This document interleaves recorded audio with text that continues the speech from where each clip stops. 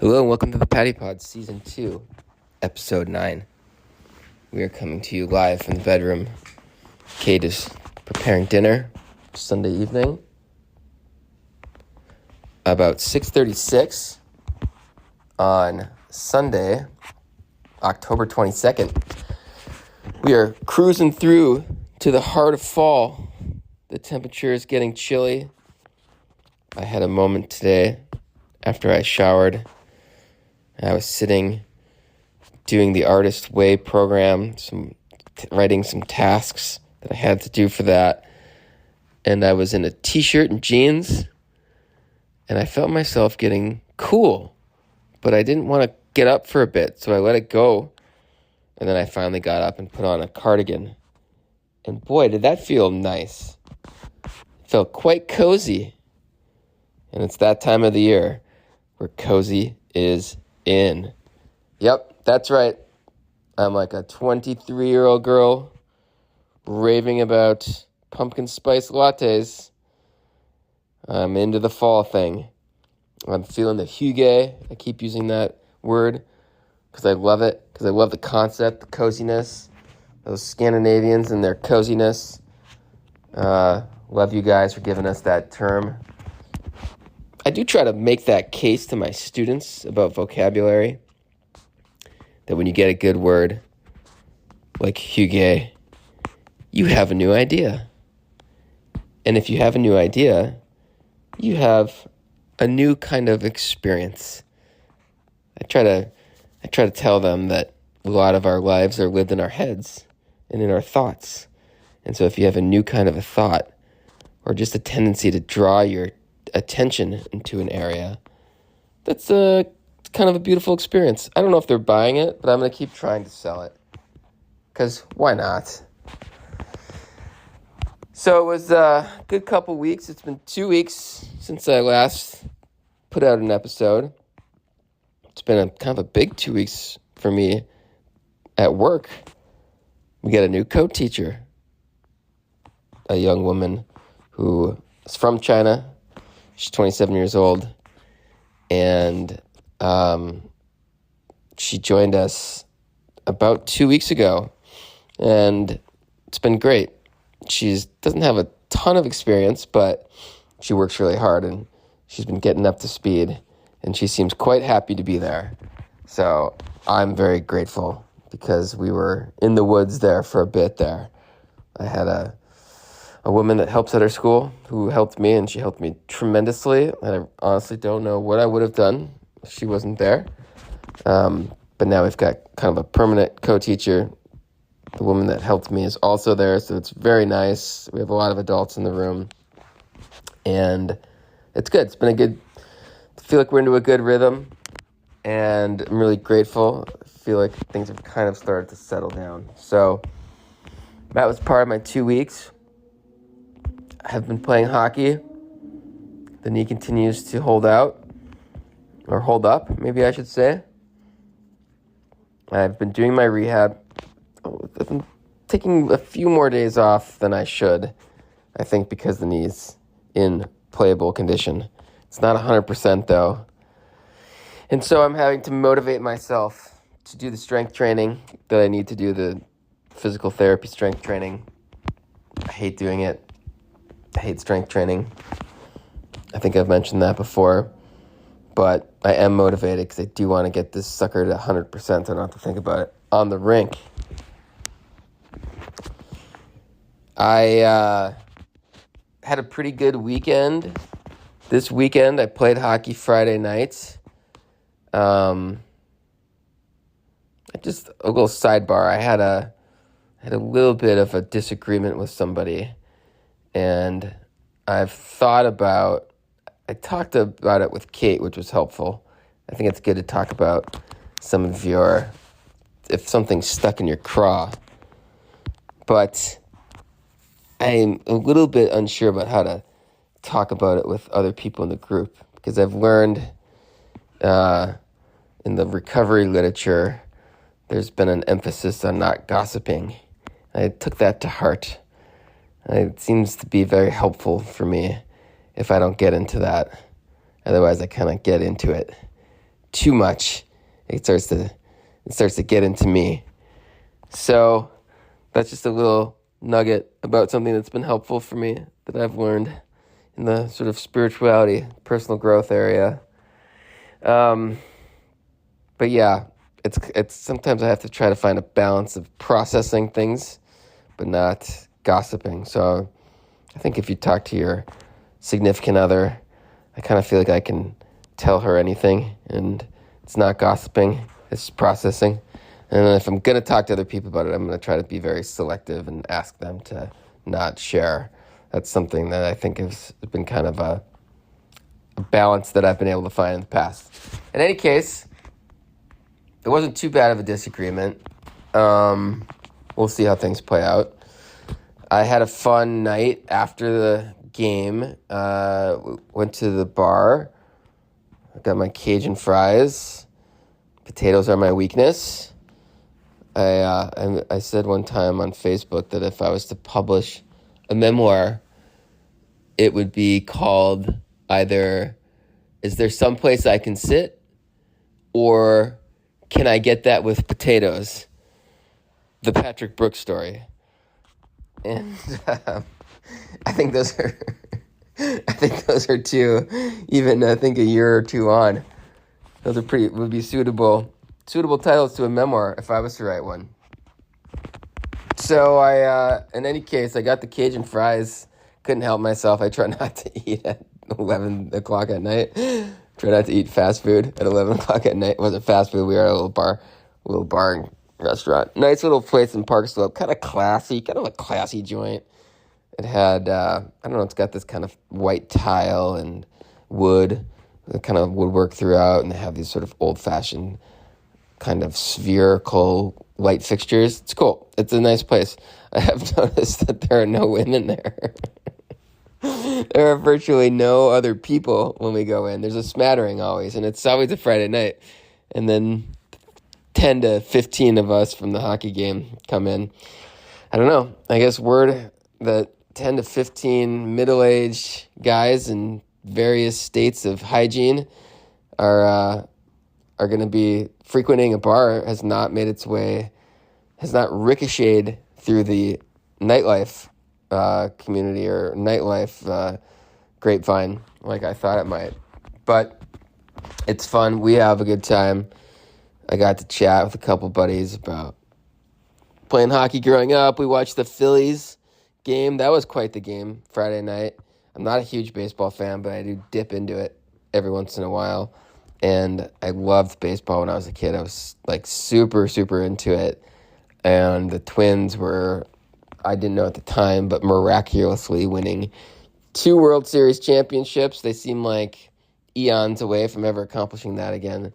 Even though they had a good team this year, it just seems to be like such a mountain to climb to beat these big money teams.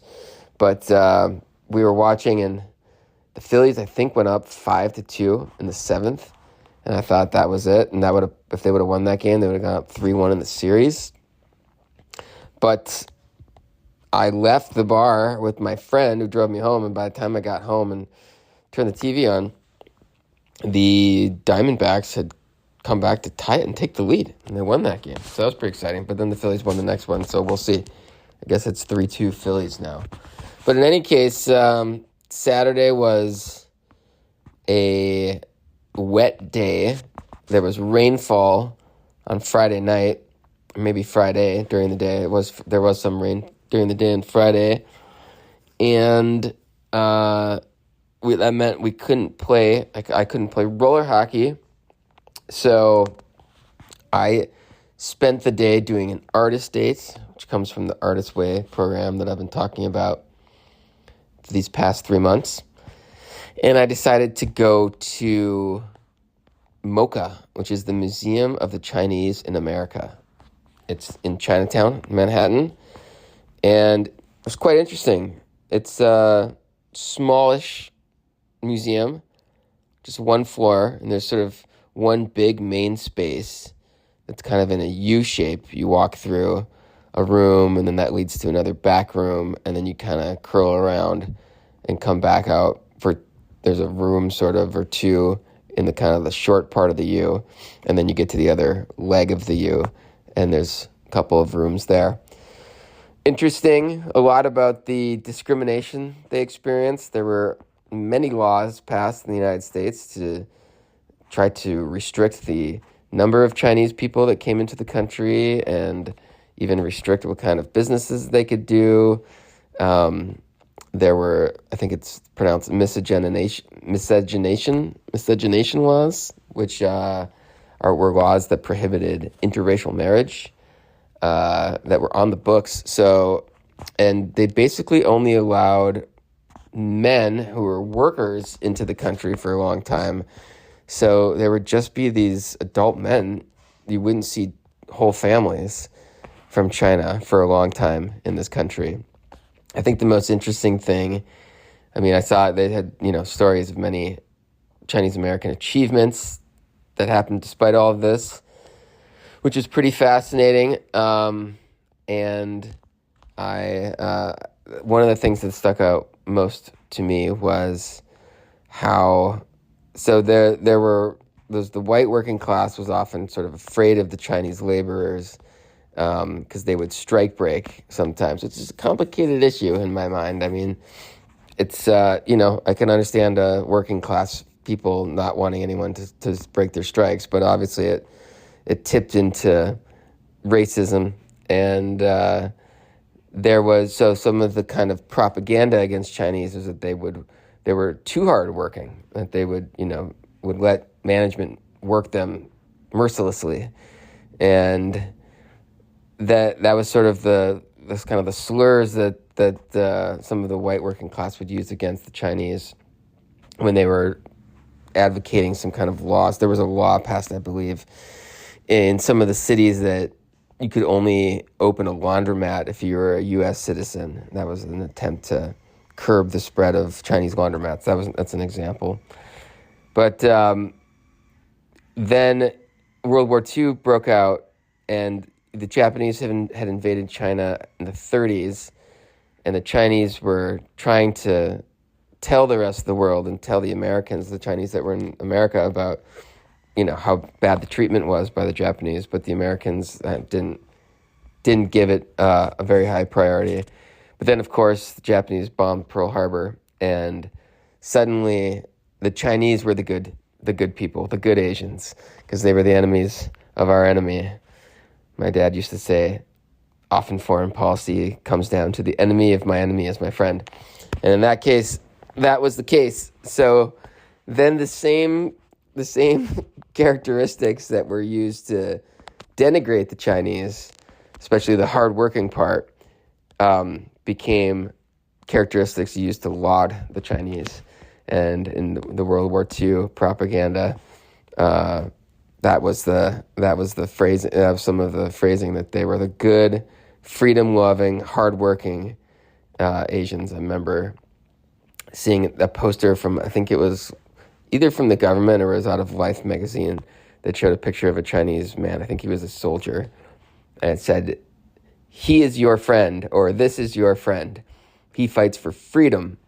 And that's just, to me, it is illustrative of how these ideas and these concepts that we use in our rhetoric about certain groups of people or certain movements can change on a dime given what's going on in the world.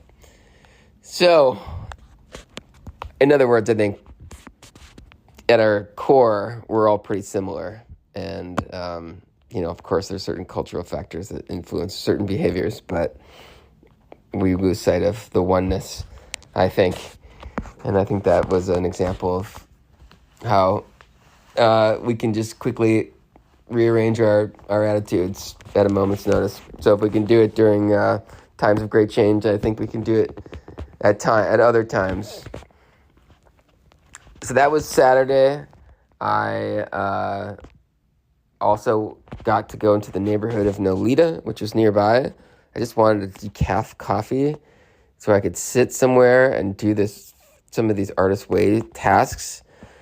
I found a little spot. Boy, that neighborhood, I mean, there's just neighborhoods in Manhattan that are overrun when it is nice out. I mean, it's fun, it's festive, but I went to one coffee shop that had like 4 tables that were completely filled. And I was kind of exasperated. I didn't think I'd be able to find a place to sit. I just wanted a coffee shop, which I thought wouldn't be difficult in Manhattan, to sit and do this writing that I needed to do.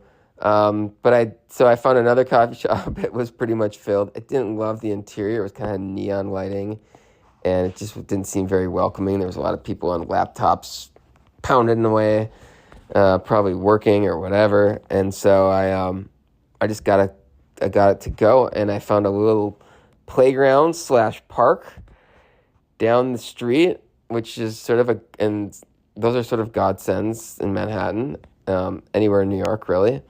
A place to sit is something that is very valuable. I guess it's maybe the city is forcing me to, focus on the small pleasures that I've been talking about in this podcast, because things like that are rare. And if you can find a spot to sit that you don't have to pay a lot for, it's not inside a restaurant or something like that, you're grateful for it. So I did find a spot on a bench, and then, joy of joy, a table opened up. There were these little tables that could seat probably 4 that had chessboard kind of image painted on top. And one of those opened up, so I was able to actually put my coffee down as I was doing the reading and get the book out and the notebook out.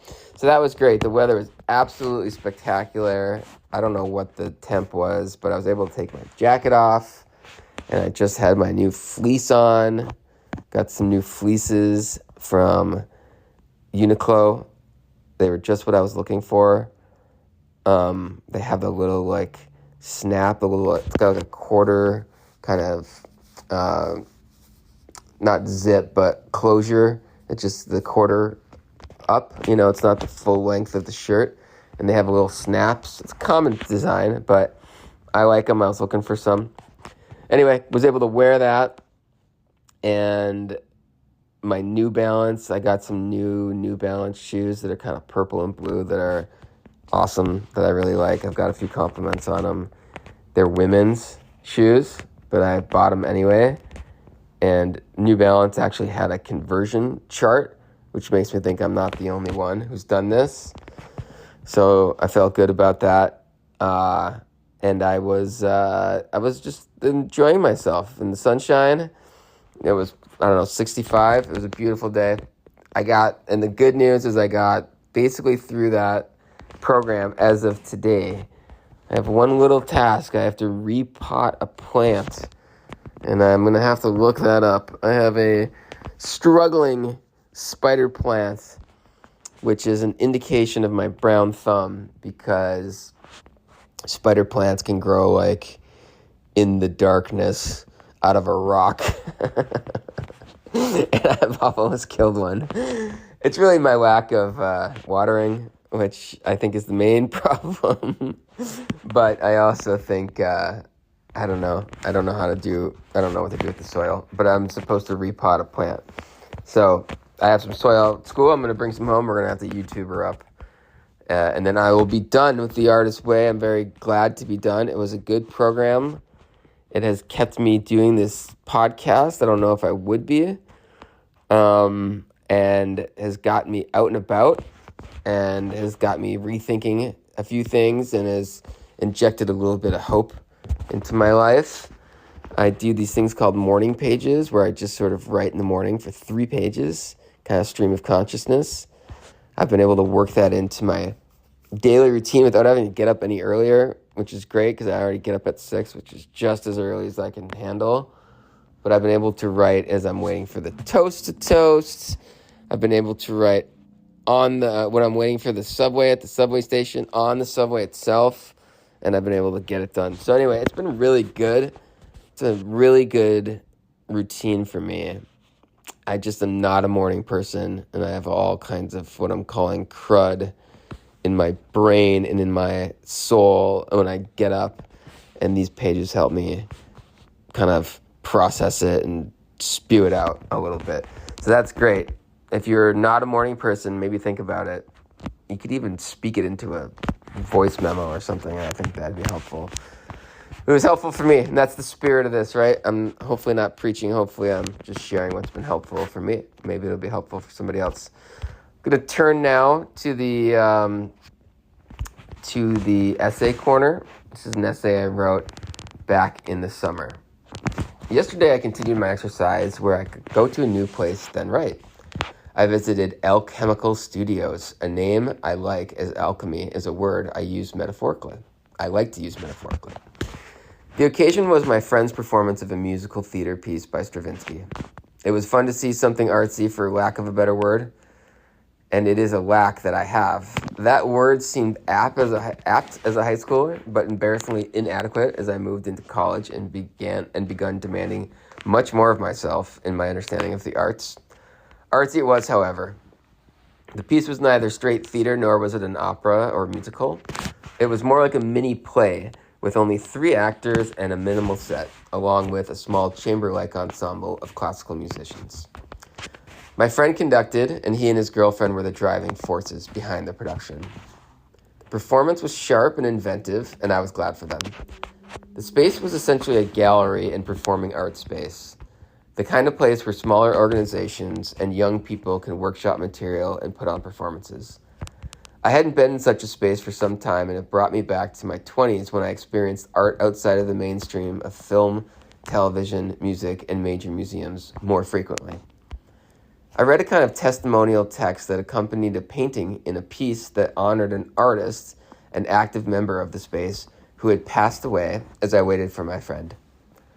I enjoyed the reception and remembering my younger years when my friends and I would be excited to indulge in free wine and conversation at such an event.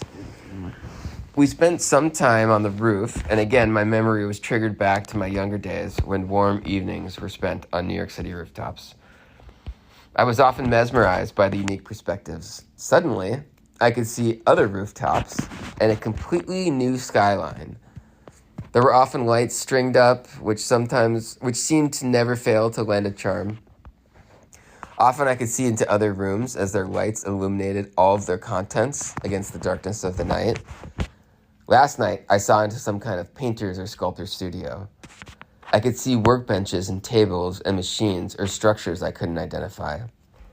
I meant to gaze more, but lost myself in conversation instead. So that's the essay corner. Hope you enjoyed it. I love perfume and cologne. I love smelling it when I'm out and about, and it can really change how I feel about a place. It can even change my mood a bit. So I was in the subway station, I think it was last weekend, and I suddenly smelled a woman's perfume, and instantly it made the place seem less dank and dirty and more warm and inviting. I think I associate it with kind-hearted women from my childhood, like aunts and teachers, some teachers, my mother, friends' moms, my mom's friends, and even beauticians, as we call them. Maybe I should say cosmetologists now. I think it is also a gesture about feeling good about yourself and being gracious to others. Some of it, too, is just the basic, beautiful sensory experience, the olfactory experience. The New York City subway stations definitely have their lore and, to some degree, even have some charm, but they're often disheveled and dirty. They often smell of, dare I say, their signature smell, urine. Perhaps the MTA could adopt a slogan that includes, "At least it's not feces." That might be a good one. When I first moved to the area, I lived in New Jersey, and note here I said area because New Yorkers quickly and emphatically told me that I did not live in New York. Anyway, I lived in New Jersey, and the state's Department of Tourism had just released a new slogan, and it read, "We'll win you over." Presupposing that they need to. It got a lot of shit from a lot of New Jerseyans, and I think we of course, gave New Yorkers just more, grist for their mill, for their hate mill.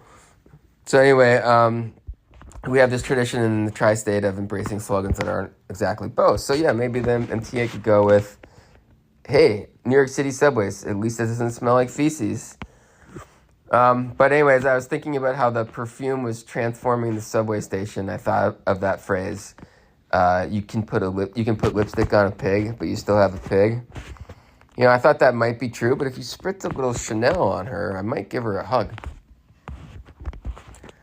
I was leaving last week and had the Bolero on. It's back to kind of Bolero season. I think I told you guys a couple weeks ago I bought a new coat from J. Crew Factory. It's this, I think they call it, I don't know, Irish something coat. It's like black and white specked. I really like it. It's a houndstooth pattern, I guess, now that I'm looking at it. Yeah, I like it a lot, and I've wanted it for a while. Anyway, I went out, had that on, had my Bolero on, and Kate said something like, "Oh, you got your cool Brooklyn look going." I immediately said, "Well, what's your look?" The uncool Brooklyn look?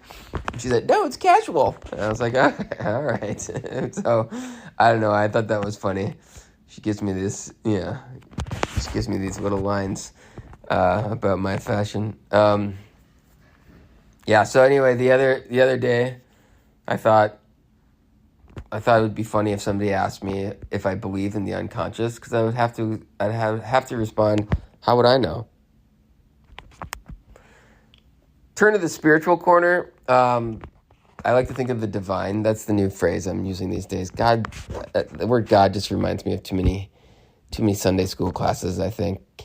I hear the Minnesota accent. God is here for you. You know, that kind of stuff. And I guess I have hang-ups about religion. I don't know. I associate it with, you know, adults making me do something that I don't want to do, like go to church or Sunday school. And I don't know, maybe sadness. You know, it wasn't exactly an uplifting story that I got told every week. But clearly I do like spirituality, and I like Jesus. The story of Jesus is kind of a role model. And so anyway, I do like some of it, but I still have problems with, I still don't love the kind of the ring of God, that particular word, so I'm using the divine more. I kind of go back and forth with divine and God and universe and all that. But anyway, I was thinking this week that I was seeing something that a little kid was doing where they were upset, and it was kind of like making the parents laugh, you know, could be like not getting their toy or whatever, and they're having a fit, and it's you're sort of lovingly amused by the drama because you know it's not a big deal. And I like to think that that's what the divine, that's sort of a part of the relationship with us, is that even when we're having really hard times or we're really upset about something, I believe that in the end everything is going to be quite blissful. The stories that I've heard of people who've had these near-death experiences have mostly described that. And so I kind of think of it that way. I like that kind of explains why maybe we're having some of the difficulties that we are, because we don't know in the long run it's actually everything's going to be fine, and these experiences are helping us understand or grow. So that's something that's been helpful for me, that conception of the divine. Speaking of which, I think there's really something to just pretending that you have a strong connection, like really just having a little imagination moment and kind of getting into that space where you just like everything, you know, you can just imagine that you're really feeling connected. And it's kind of like fake it till you make it, I guess, but with even less pressure. Like just sometimes for myself, I've just sort of been like, I'm just going to pretend, or I'm just going to get into that space where I'm imagining, and you're actually kind of doing it then. Just by imagining it, that's a way of doing it. I mean, it's like I said earlier about how so much of your life is lived in your mind and in your thoughts, and how I was trying to tell my students about that. And so if you just imagine and you use the ability of your mind to go wherever it wants to with that imagination, you can make this connection. And even like what was sort of intended to be imaginary becomes in a way real and important. So that's something that's been helpful to me. I got to try to remember to keep doing that. I was talking a little bit about The Artist's Way and how I'm finishing up that book, and I'm super happy because it's going to free up some time for me. And one of the things it does is you're supposed to go on an artist date, which is basically like pick something fun to do just for yourself. You're kind of supposed to do it by yourself, but it's supposed to be something that you want to do. It can be anything you want to do. And she's got this metaphor of an inner artist child, and that child, wants to do fun things. They don't want to do things that they're supposed to do, or that, are supposed to like make them stronger or better or whatever. So that's helped me get out of some ruts.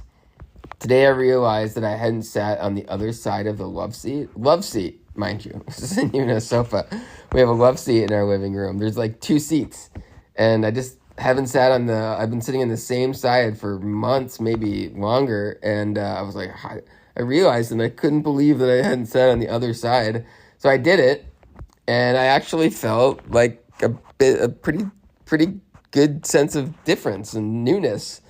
And I was just sort of like, I've gotten to a rut sitting in the exact same seat all the time. So that's been helpful for me, just to change up little things. Obviously, it's been bigger changes when I'm going out to museums, or I'm going to coffee shops, or wandering into a park, or all of the things that I've been doing since I started that little program, 3 months of that program. And I'm going to try to keep doing that. I just think it really, like, after the fact sometimes is when I appreciate it more. I think back to what I did, what was I thinking about? Maybe going shopping was one day, and after the fact I kind of was thinking about it and then like enjoying it again. So yeah, it's just, I don't know, just to get out of a rut, just to see something different, even if in the moment doesn't make you feel great. I think for me, especially when I keep repeating it, it just kind of breaks up the thought patterns too, which can be really helpful. It was for me.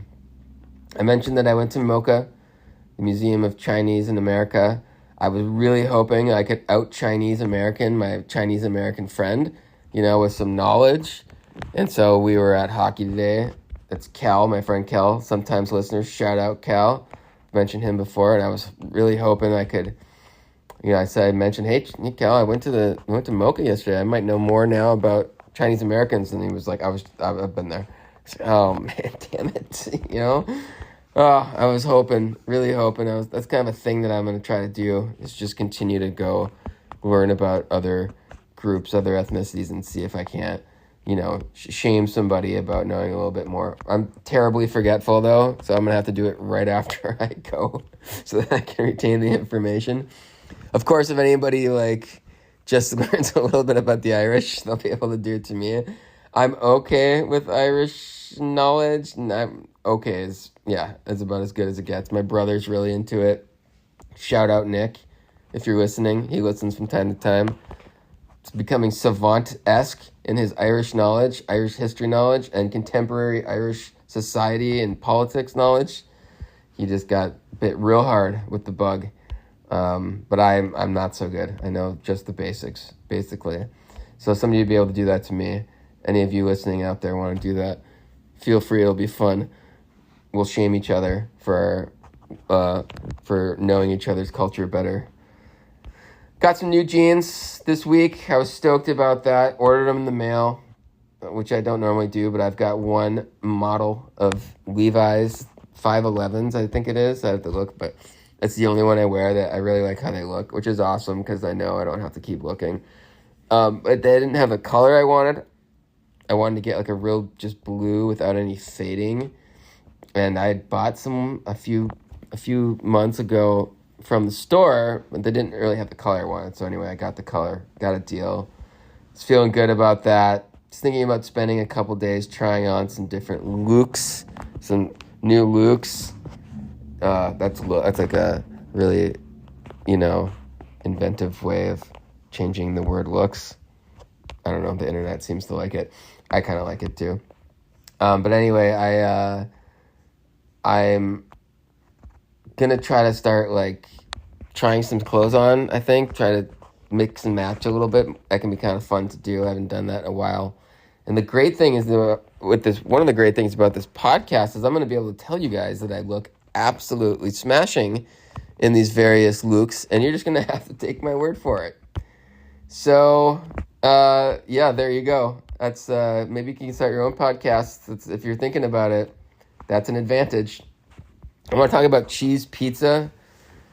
Kate had a big event on Thursday night where they had a bunch of journalists come, and her team presented about all the wonderful things in France going on. And so I was on my own Thursday night for dinner, and I had a cheese pizza from Trader Joe's. Love the Trader Joe's margarita pizzas. Love them. For some reason, I think I like them better than the New York pizzeria pizzas, which is crazy to say. I mean, some of the New York pizzeria pizzas are so good. In fact, I say like one of the most, do I want to say salient traits? I'm gonna look up that word real quick. I think that's what I want to say. One of the most notable traits of salient, succinctly covered. Not exactly. Most noticeable or important. Yeah, okay. Salient. One of the most salient traits of the New York pizzeria scene is that there's so many good ones. So many good ones. You know, there's a few that are truly outstanding, but almost all of the ones that I've been to are at least good. There's been a couple flops here and there, but yeah, which is amazing. That's not the case for Chinese places. That's not the case for American places. It's certainly not the case for diners. If you want to make a lot of money, come to New York City and open a chain of good diners. I think you'll kill it. There's a lot of bad ones, which seems anti-New York that we've gotten to this state with our diners. Maybe I'll try to sound the alarm in Albany, or maybe DC, really. But anyway, even though there's all this great New York pizzeria pizza, I love the Trader Joe's frozen pizza. Maybe it's because I eat the whole thing, and I don't eat that much pizza when I go to the pizzeria pizzas. I'm also on my couch when I'm eating it, watching hockey or a movie or something that I like. I've been doing kind of a return to art lately. I queued up a Robert Rauschenberg video that I'm going to be watching soon. Maybe I'll talk about that next episode. I've been going to MoMA a little bit and dipping back into the art world that I've been kind of out of for a little while. Anyway, cheese pizza. I think I might need to write an ode to cheese pizza, but for now I'll just say bless you, cheese pizza. You've got me through the tough times. I want to say to listeners in your days through the darkness, don't look to art. Don't look to your loved ones. Look to cheese pizza. All right, we're going to wrap it up with some uncle jokes. I've written 27 uncle jokes, I think, that I've shared with my class. It's a fun little thing where I tell it and they roll their eyes at me.